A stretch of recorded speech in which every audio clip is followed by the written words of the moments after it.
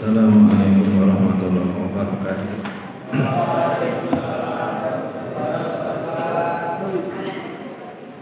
Assalamualaikum warahmatullahi wabarakatuh.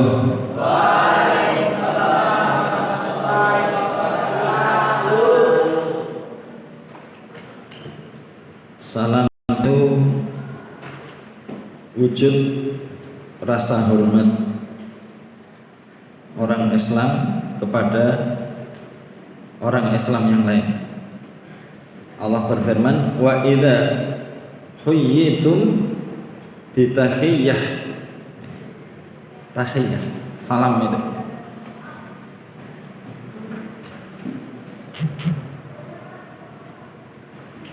Kalau orang Jepang itu kalau ketemu orang lain, cara hormatnya bagaimana? Membungkukkan badan. Terus ngomongnya apa? Hah?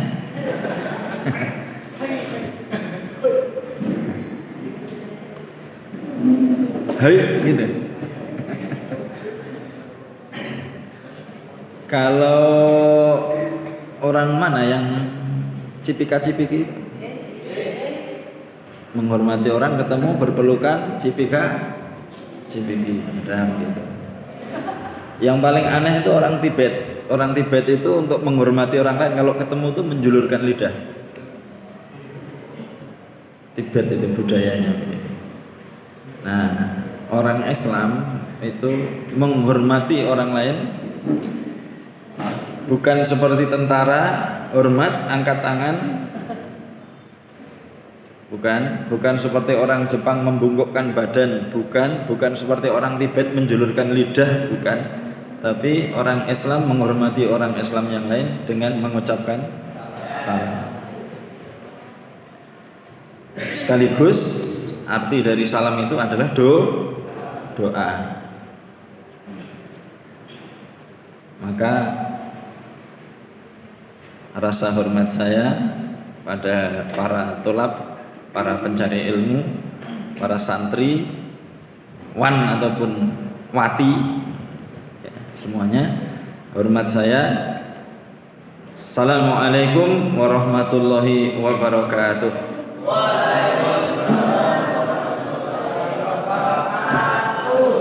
Bagaimana saya tidak menghormati kalian para pencari ilmu, penuntut ilmu, sementara para malaikat sendiri,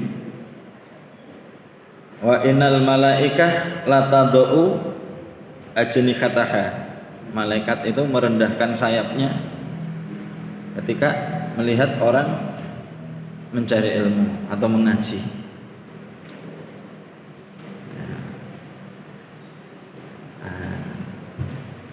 Sudah 3 kali ya tadi ya, sudah 3 kali cukup. Karena doa itu kalau isinya baik biasanya oleh baginda Rasulullah Sallallahu Alaihi Wasallam diulang sampai 3. Bismillahirrahmanirrahim. Alhamdulillahirabbil alamin. Wa bihi nasta'inuhu ala umuri dunya waddin. Asyhadu an la ilaha illallah wa asyhadu anna Muhammadan abduhu wa rasuluhu sallallahu alaihi wasallam wa ala alihi wa sahbihi ajma'in, amma ba'du. Pertama-tama kita panjatkan puja dan puji syukur kita kehadirat Allah Subhanahu wa taala. Alhamdulillahirabbil alamin. Yang kedua kepada para perantara-perantara nikmat semua, mulai Rasulullah sallallahu alaihi wasallam, para sahabat, para tabi'in yang menjadi perantara nikmat hidayah kita semua, para kiai, para asatid, ya, dai dan lain sebagainya, ustadz kita semua, kita syukuri alhamdulillah jazakumullahu khairan. Adik-adik sekalian, santri semuanya, atas ketertibannya siang ini mengikuti amrin jami'. Amrin perkara, jami'in yang kumpul, artinya perkara yang telah diputuskan dalam musyawarah, ya. Sebagaimana kalau Allah berfirman, innamal mu'minuna alladzina amanu billahi wa rasulih wa idza kanu ma'ahu ala amrin jami' lam yadhabu. Sababun nuzul ayat itu amrin jami'nya apa? Menggali parit. Peristiwanya perang Khandaq atau perang Ahzab tahun 4 Hijriah. Itu perang Ahzab atau perang Khandaq. Jadi Nabi dalam musyawarah atas usulan dari sahabat Salman Al-Farisi kemudian memutuskan untuk menggali parit. Maka tidak ada satupun sahabat yang meninggalkan perkara yang telah diputuskan disepakati dalam musyawarah untuk menggali parit itu kecuali minta izin. Nah, di sini di pondok juga gitu, sudah berdasar keputusan musyawarah, ada hal-hal yang sudah disepakati termasuk tata tertib, aturan, waktu-waktu belajar, waktu-waktu KBM, semua sudah diputuskan musyawarah. Semua bisa disebut sebagai amrin jami'. Maka apabila tidak bisa datang, kewajibannya adalah minta izin. Alhamdulillah, jazakumullahu khairan. Selanjutnya, jadi itu prinsip hidup kita sebagai orang iman. Innamal mu'min kal jamalil anif. Orang iman itu seperti onta yang dicocok hidungnya. Haitsu makidan qad, kemana saja ditarik, diarahkan, diijtihati, diatur, pasti nurut. Itu sifat orang iman. Yang penurut, taat aturan, ya, itu sifat orang iman. Berkebalikan dengan sifatnya orang jahiliyah. Orang jahiliyah, orang gak iman itu bisa melawan aturan, itu menjadi satu kebanggaan, satu pangkat. Ya. Kalau di kalangan orang-orang nakal itu begitu. Semakin banyak aturan yang berani ditentang, dianggap paling hebat. Korak tenan ini. Ya. Nah, berbalikan itu. Alhamdulillahi jazakumullahu khairan. Selanjutnya kita niati karena Allah semuanya sampai akhir pengajian nanti jam 8 malam insyaallah.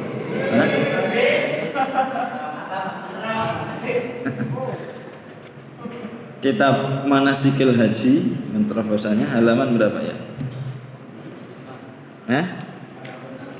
76. Halaman 76. Oke. Yang bawah. Raf'ul yadain fi du'a bi Arafah. Bismillahirrahmanirrahim. Raf'ul yadaini, mengangkat dua tangan. Fi du'a, di dalam doa, bi Arafah, di Arafah saat wukuf maksudnya. Mengangkat dua tangan saat berdoa di Arafah ketika wukuf. Akhbarana Yaqub ibnu Ibrahim an Husaim qala hadatsana Abdul Malik an Atha qala berkata sapa Usamah bin Zaidin, Usamah bin Zaidin. Enggak usah dibahas, panjang ini nanti. Pakai nanya segala, kenapa kok dibaca Zaidin, Pak? Oh ya jelas dalnya di kasrah tain. Kalau dalnya di fathah tain, ya Zaidan, Yazid, Zaidan. Pemain mana itu dulu? Pelatih mana? Ya, dulu pemain apa? Real Madrid, pelatih Real Madrid. Terus sekarang ngajar di pondok Al Musawah sekarang.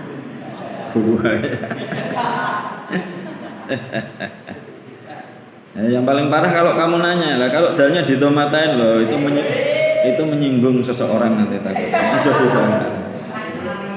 Ya. Qala berkata sapa Usamah bin Zaidin, kuntu, ada aku, jangan salah baca, kuntu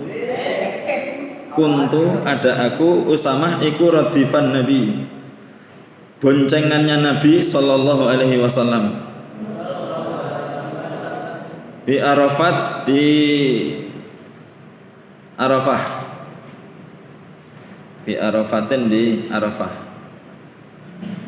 Jadi Nabi itu saat haji wada, waktu berangkat sampai di Arafah wukuf itu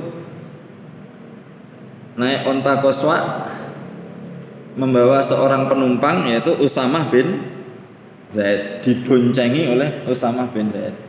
Hebat Usamah bin Zaid. Iya, ini kesayangannya Nabi Usamah bin Zaid.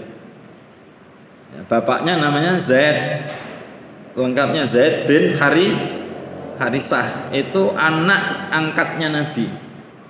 Sebelum dilarang oleh Allah pada surat Al-Ahzab, itu dulu Zaid itu dipanggilnya Zaid bin Muhammad.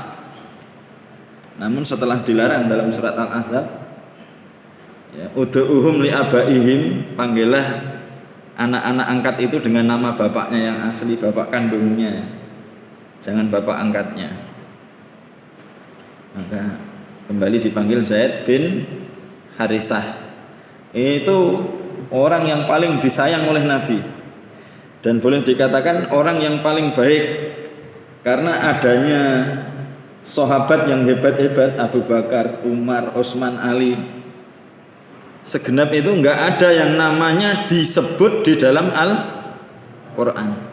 Tapi Zaid bin Harisah ada namanya di Quran, surat Al-Ahzab itu. Falamma qada Zaidum minha Zaidun itu ada di Al-Quran, itu ada nama Zaidun gitu. Zaid bin Harisah memang paling disayang oleh Nabi. Kenapa Nabi begitu sayang pada Zaid? Karena Zaid sendiri juga begitu, ya, luar biasa Zaid ini. Dulu asalnya Zaid itu datang ke Mekah itu jadi budak, waktu masih kecil itu.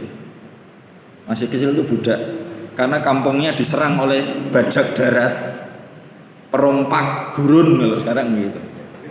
Bajak darat ya. Iya, kalau di laut kan bajak laut. Ya bajak gurun begitulah, bajak darat, bajak gurun. Nah, sampai kampungnya porak-poranda, anak-anak kecilnya ditawan, dijual jadi budak, termasuk Zaid.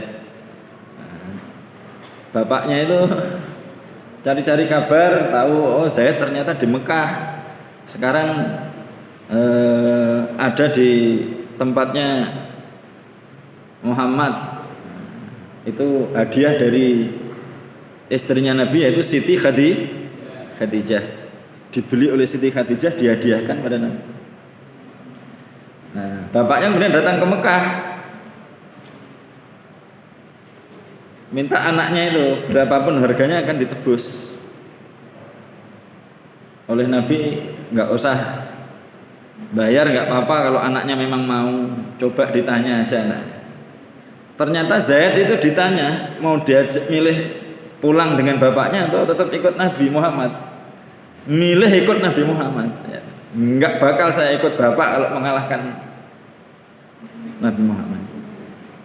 Maka kemudian diangkat anak oleh Nabi dan betul-betul disayangi oleh Nabi. Yang mengantar Nabi saat menjajaki hijrah di kota Thaif ya Zaid bin Harisah itu berdua. Datang ke Thaif, dilempari batu di Thaif. Zaid bin Harisah. Nah ini anaknya juga begitu. Yang paling disayang laki-laki oleh Nabi, yang paling disayang Nabi adalah Usamah Zaid bin Harisah. Setelah Zaid bin Harisah nggak ada anaknya, Usamah bin Zaid. Nah, Zaid bin Harisah itu dinikahkan dengan Ummu Aiman, ya, budak perempuan yang diwaris oleh Nabi dari bapaknya Abdullah. Ummu Aiman punya anak namanya Usamah ini. Jadi kalau Zaid itu kulitnya putih, tampan, ganteng, Usamah itu ireng, melok ibuke, ya, ikut ibunya Ummu Aiman. Usamah. Maka diboncengkan Nabi pada saat haji wada dalam perjalanan ke Arafah. Dia bercerita, farofa'a maka mengangkat siapa Nabi yadah pada dua tangannya Nabi, Yada'u berdoa siapa Nabi? Ini oleh Imam Nasai diambil sebagai satu bab tersendiri, Raf'ul Yadan fi doa bi Arafah. Nah, sebetulnya tidak hanya taksis itu. Memang keumumannya berdoa itu ya dengan mengangkat dua tangan, baik di Arafah maupun di luar Arafah, baik saat wukuf maupun saat tidak wukuf. Ya. Famalat maka miring atau condong bihi dengan Nabi opo nakotuhu ontanya Nabi, yaitu onta koswa, onta yang bulunya putih, kulitnya putih, ya, koswa ontanya Nabi. Maka sampai sekarang itu di sana itu katanya, ceritanya itu kalau onta itu putih itu masih keturunan koswa, onta koswa ini akan selalu menjadi pemimpin di antara gerombolan onta yang lain itu. Yang lainnya istilah kalau bahasa kita itu manut. Nah, manut dengan onta-onta kulit putih gitu. Onta koswa. Onta ya. Onta, jangan tersinggung. Ini membicarakan onta koswa. Onta. Ini orang onta.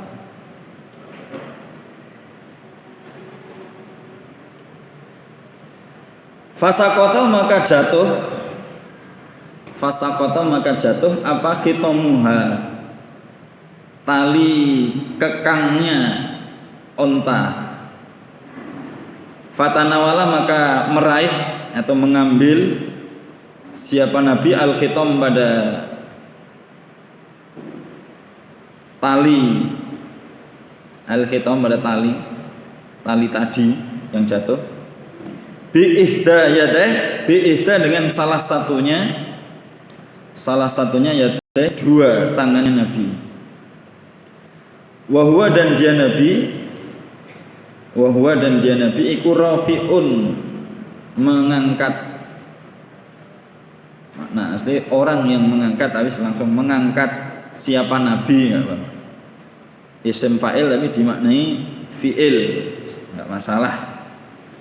Yadahu pada tangannya Nabi al-ukhra yang lain.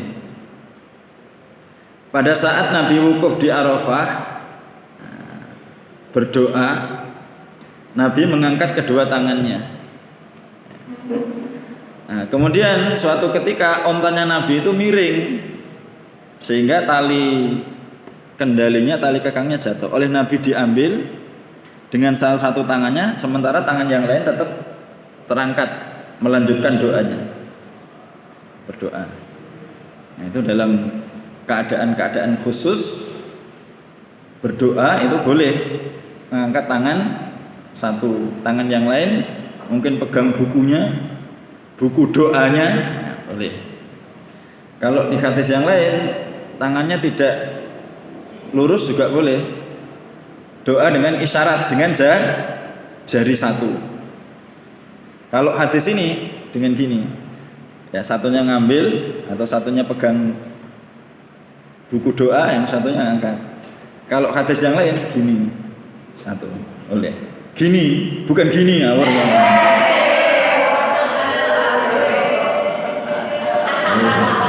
Kalau yang memperhatikan bisa terlihat, tapi kalau yang nggak memperhatikan nggak lihat apa mau.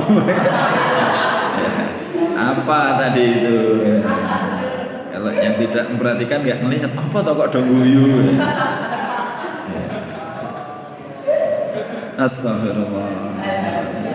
Ya Allah, astagfirullah. Ya Allah. Babud daf'ati